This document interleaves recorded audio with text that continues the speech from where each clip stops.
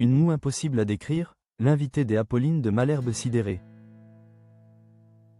Ce vendredi 17 octobre, dans le face-à-face des Apolline de Malherbe diffusé sur BFM TV,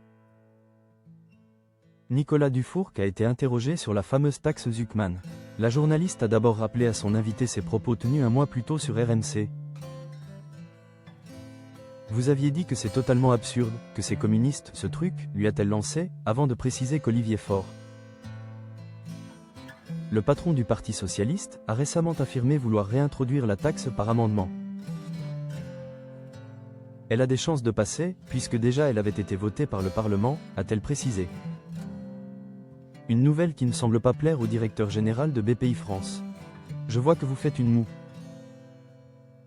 Mais impossible à décrire pour ceux qui nous écoutent à la radio. Nicolas Dufourcq, ça a l'air de vous sidérer, a remarqué Apolline de Malherbe. Face à cette annonce, Nicolas Dufourcq n'a pu dissimuler son exaspération. J'ai des idées noires, a-t-il lâché, avant de qualifier la mesure de clou supplémentaire dans le cercueil de l'économie française. L'homme d'affaires a ensuite pris la défense des entrepreneurs.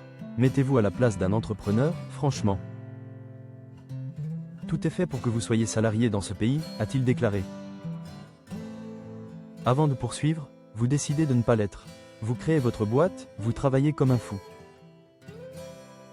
Vous avez de la chance, pas de chance, vous échouez, vous repartez. Au bout de 20 ans, vous réussissez. Vous avez une fortune de plus de 100 millions d'euros. Et là, quelqu'un frappe à votre porte pour vous dire: tous les ans, je vous prends 2%. Comment voulez-vous prendre du risque? C'est une machine à détruire le risque, cette affaire. Selon lui, la taxe serait non seulement inefficace économiquement, mais aussi psychologiquement destructrice. Il cite d'ailleurs le Conseil d'analyse économique pour appuyer son propos. Le Conseil d'analyse économique a dit hier soir: ça ne peut pas rapporter plus de 5 milliards dans le meilleur des cas. S'il s'agit de trouver 5 milliards d'euros dans le patrimoine des plus riches de la France, il y a d'autres manières, des manières psychologiquement beaucoup moins létales.